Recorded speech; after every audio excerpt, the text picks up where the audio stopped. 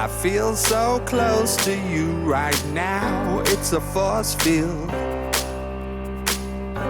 I wear my heart up on my sleeve like a big deal.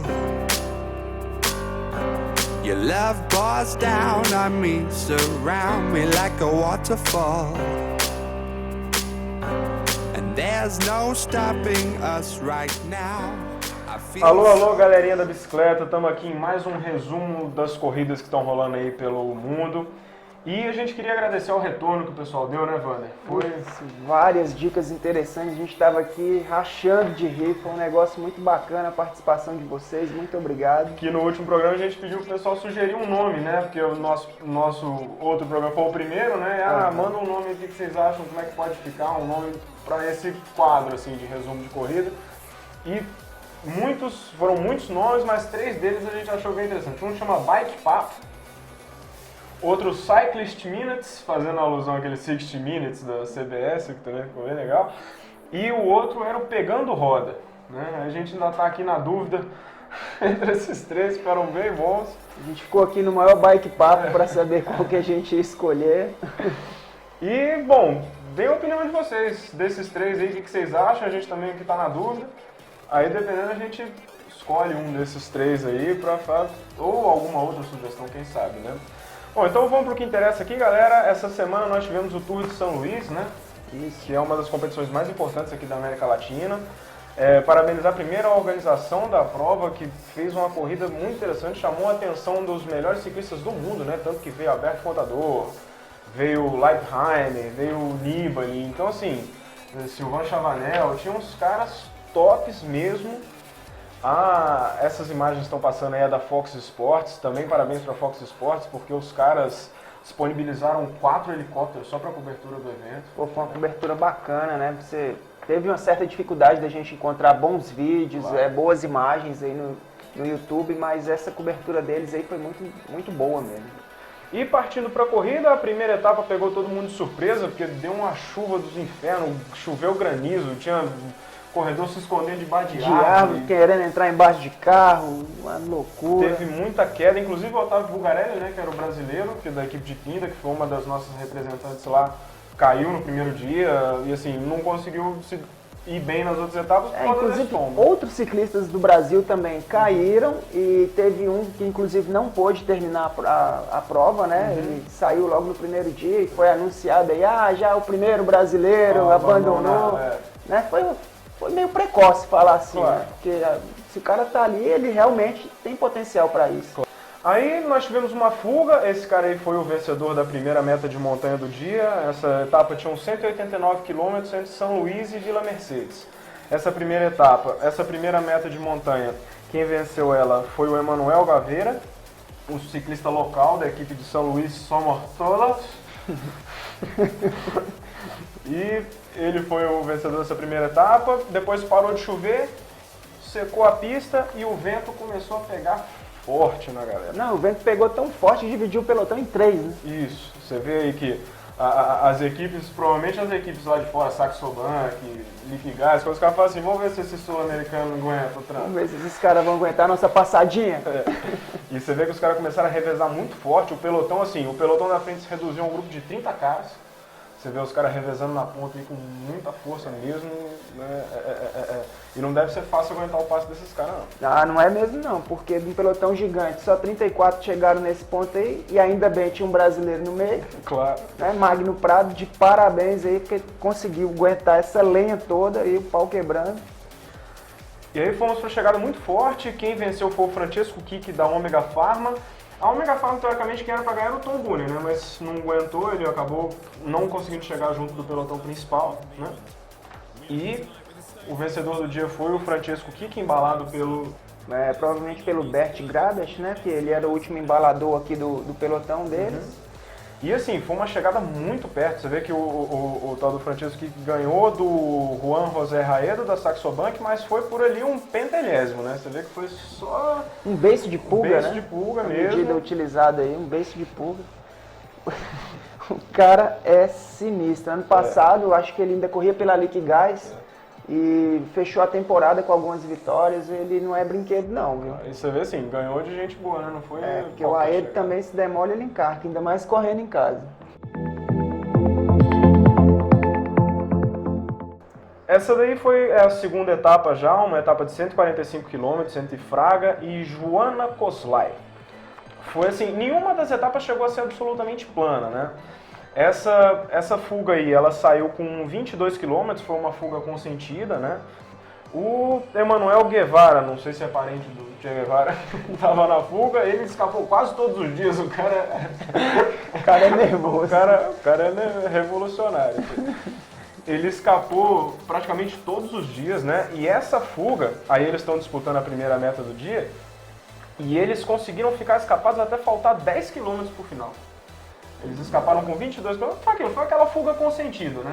Ou seja, o pelotão, beleza, os caras escaparam, a gente sabe do nosso potencial de buscar. Vamos manter controlado, que o pelotão fica mais sossegado, não fica aquela corrida dura de ataque o tempo inteiro. Exatamente. Você vê umas imagens bem bonitas, a região é muito bonita, né? Assim, a cobertura da prova está de parabéns, porque os locais escolhidos foram muito bons, as paisagens fantásticas. Aí a primeira meta de montanha do dia, quem ganhou ela foi o Você pode ver nas imagens, né, Neisa. que é bem parecido com as metas que a gente vê na Europa. Igualzinho. Bandeirinha. Mesma coisa. Depois daí, dessa meta de montanha, antes era meio que um falso plano contínuo, daí pra frente começou a descer, né? Aí a gente tem o último sprint do dia, que foi vencido pelo Edwin Avila. E daí pra frente o pelotão começou a buscar, né? O pelotão, como a gente tinha falado antes, ficou compacto, faltando 10 km pro final. E mais uma vez fomos para a chegada. Dessa vez o Tom Boonen estava junto e eles fizeram até uma gracinha, né, no final. O Tom Boonen e o Kik são da mesma equipe, comemoraram juntos os dois, até assim, deram tapa na cara dos outros, né? Porque você pegar uma chegada dura que nem essa, eu não sei quem que estava embalando quem, se era o Tom Boonen que estava embalando o Kik ou o Kik que estava embalando o Tom Boonen, mas os dois cruzaram a linha de chegada levantando os braços ao mesmo tempo. Olha lá. É uma cena interessante, né? E tinha um pessoal ali achando que ia ganhar, né? Mas tudo bem, né? Então, ou seja, embalador e sprinter, os dois cruzando junto ali de chegada. É pra qualquer um, não. Não é pra qualquer HTC, não.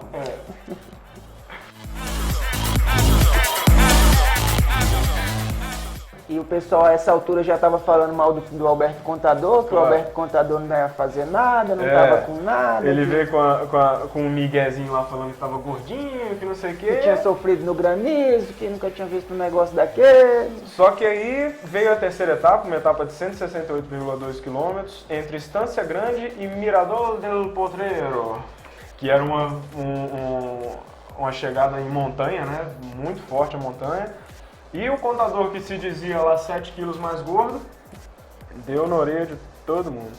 Um destaque para essa etapa foi que uma das metas montanha, a meta de montanha mais alta que tinha, que era no Alto de Nogoli, o vencedor da etapa foi o brasileiro, o Renato dos Santos, esse daí que vocês estão vendo na imagem.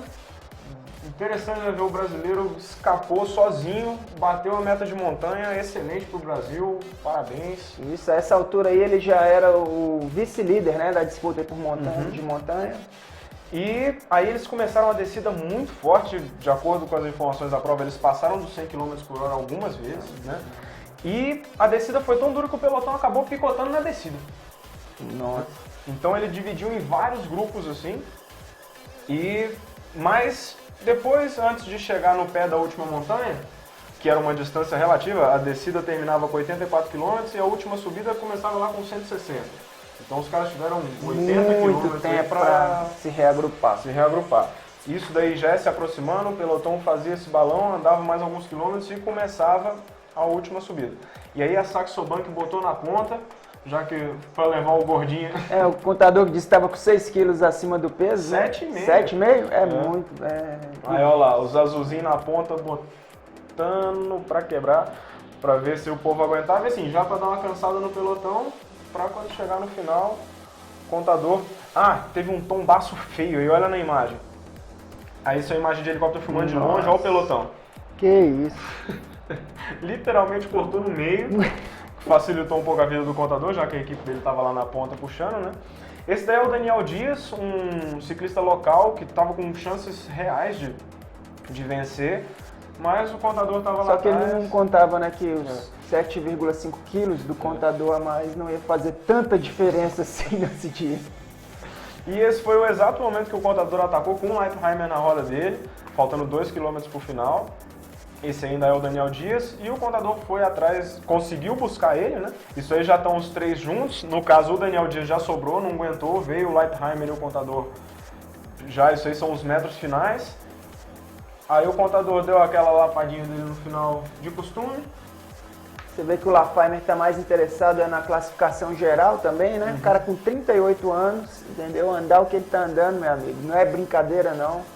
Realmente ele, depois de vários anos como gregário de Lance Armstrong, está conseguindo aí um espaço interessante na equipe Omega Pharma.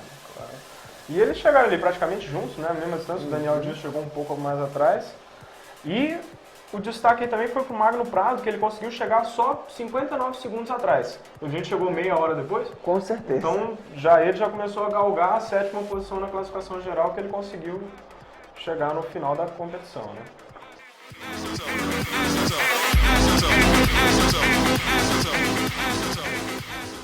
Começamos aí a 4ª etapa, era um contrarrelógio de 19 km de São Luís até São Luís. Eles saíam do centro da cidade até um ponto e voltavam.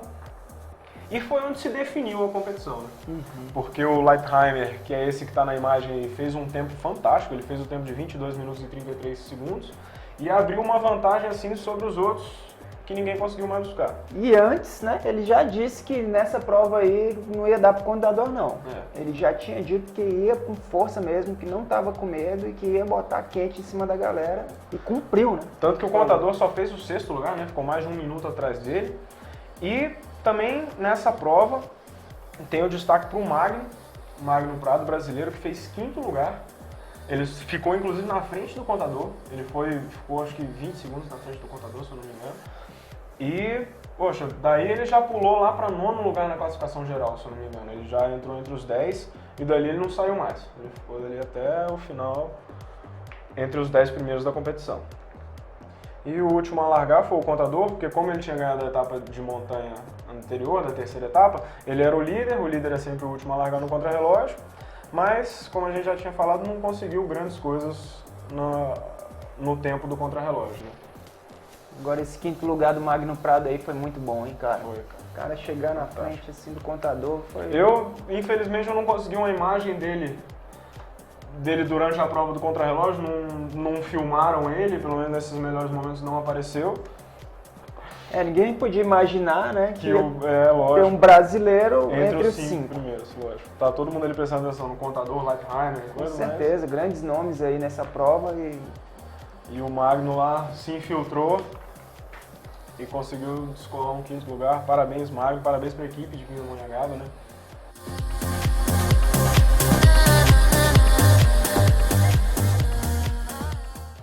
E aí começamos a 5ª etapa, uma etapa de 160 km entre La Toma e Merlot, Mirador del Sol, que era mais uma etapa em alto de montanha, né, que terminava em alto de montanha, e uma última chance para o contador tentar tirar um coelho da cartola na classificação geral e tentar ganhar a volta, né? É um final tenso, né? São 7 km de subida, tem um trecho aqui de 6, outro trecho de 15,5%. E no finalzinho ali tem um arremate com 14,5% de inclinação. Você vê que não é moleza, isso aí Claro. é para o sujeito subir em pé e sofrendo bastante. Tem que estar com uma relaçãozinha diferenciada para... Essa fuga daí chegou a abrir 13 minutos do pelotão. O Guevara estava mais uma vez nela, o cara saiu praticamente todos os dias em fuga. Mas não é aquela coisa, fuga consentida. O pelotão sabia que no final tinha uma parede muito grande para ser escalada. E ele falou assim, não, os caras ganharam, mas na hora que botar para ferver mesmo, a gente busca os caras. O pelotão, todo mundo aí, você vê que tá, o pessoal tá Clima descontraído. descontraído. Até, né? Isso. Aí isso daí já é na subida.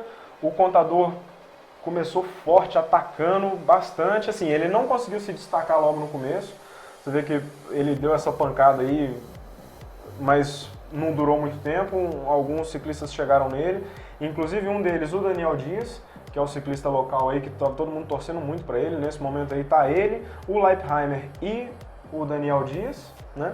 Fantástico a presença desse Daniel, né? Você vê que o cara, ele leva jeito pro negócio mesmo, ele vai marcando direitinho ali, mas o arremate dos caras do World Tour é diferenciado. É diferente, não tem jeito. E tanto que assim, ele tentou surpreender, né? Ele atacou nos últimos metros, faltando 200 metros, o Daniel Dias atacou, aí o contador já ficou esperto ali, saiu forte com o Leipheimer na roda. O Leipheimer, como já estava com a distância razoável, na classificação geral, então ele só precisava ficar marcando, ele não precisava tomar nenhuma atitude agressiva, né? Aí o Daniel Dias tentou atacar ali para largar os caras, mas é muito difícil largar contador. E o contador ainda contou com a ajudinha ali do Leipheimer, que foi lá e botou na frente também para dar uma respirada, senão perigava aí o Daniel Dias dar na orelha dele. Aí no finalzinho o Leipheimer acabou sobrando, e o contador acabou com a festa do Daniel Dias. Eu vou ser sincero, se eu fosse o Leipheimer eu não ajudava não. Deixa o argentino ganhar, né? Deixava o argentino ganhar. Mas tem que argentino não pode ganhar, não. Não, né? Ixi, Argentina é Argentina, amigo. Tem que levar na orelha.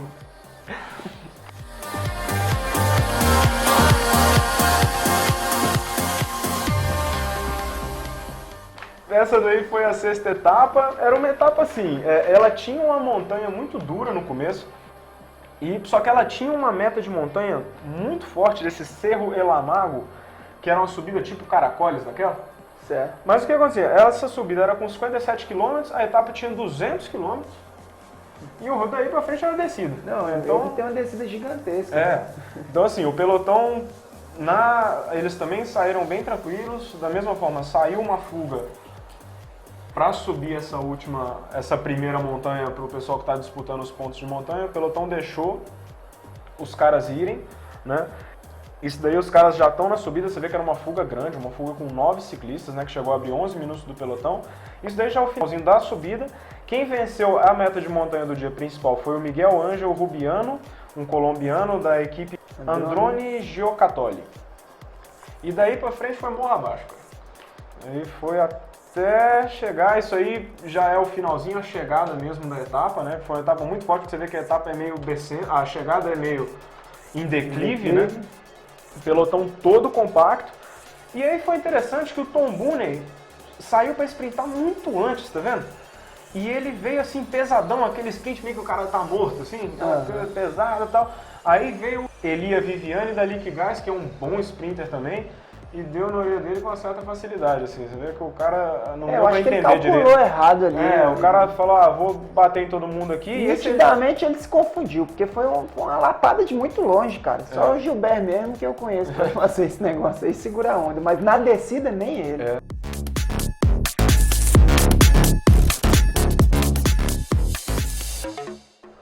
E a sétima etapa foi só aquele desfile, né? Última etapa, não tem mais nenhuma, que foi a única etapa realmente mais plana, foi uma etapa de 167 km, saía de São Luís e voltava para São Luís também. E, assim, a última etapa não teve muita coisa interessante, só teve uma chegada mesmo muito forte, que a gente já passou direto para ela, que o vencedor, dessa vez o Tom Boonen conseguiu ganhar. Ele ajustou bem ali o timer dele. E também, pela altimetria, dá para ver que era uma chegada em um declive forte e os caras passaram dos 80 km por hora no sprint. Teve um ciclista que tentou se destacar ali, mas também está querendo fazer milagre, né? Mas veio forte o pelotão atrás, o Kiki embalando o Tom Boonen dessa vez, eles inverteram os papéis ali, né? Já que o Kiki tinha ganhado algumas etapas. Uma embalada forte, você vê que os caras estão muito rápido. E dessa vez o Tom Boonen ganhou bem, assim, você vê que ele passa por fora saiu ali muito rápido. Um verdadeiro tornado Tom, né? Isso, Aí ele falou, eu voltei! E não errei as contas! E aí já é a premiação, o contador aí ganhando o segundo lugar geral. E aí o grande vencedor da volta, o Leipheimer, né, que ganhou merecidamente, fez um trabalho inteligente, né, durante a competição. E muito bom. Agora eu tenho uma pergunta para você, Henrique, que é um cara que já está aí no meio há um bom tempo. Por que não tem uma competição como essa no Brasil? Assim, né, o pessoal podia começar a incentivar esse tipo de coisa, né? Você vê assim, o país aqui, nosso vizinho, tem uma competição de alto padrão como esse, né? Então, podíamos começar a pensar numa forma, né, de organizar o pessoal aí que trabalha com organização de eventos. Temos eventos tão grandes aqui de corrida a pé, né? Pois é, Podia já tem uma trabalhar. prova interessante como o Tour do Rio. Eu Claro. acho que precisa só fazer um acordo ali, um ajuste para que esse pessoal venha para cá, não é? E aproveitar toda aquela estrutura e também incentivar, com certeza. E principalmente a estrutura de televisão, né? Ou seja, tem que, para o esporte começar a crescer, tem que aparecer na televisão e tem que ser bem filmado, porque o ciclismo ele depende muito de ser bem filmado para que as pessoas entendam o que esteja acontecendo. Exatamente. Mas é isso, assim, por enquanto que a gente pode fazer isso aqui. E pessoal, espero que vocês tenham gostado demais dessa cobertura aqui dos melhores momentos do Tour de São Luís. E próxima corrida que tiver por aí, estamos aqui mais uma vez fazendo a cobertura. Continuem comentando, mandando suas sugestões, o que vocês acham que tem que melhorar, que a gente precisa muito disso. É o gosto de vocês que vai ser o nosso norte aqui do que fazer nos próximos programas. Não se esqueçam, estamos na dúvida entre 3 nomes, pegando roda. Cyclist Minutes e Bike Papo. Estamos no Ajuda a aguardo. gente a definir isso aí. Até a próxima, galera. Falou, galera. Grande abraço.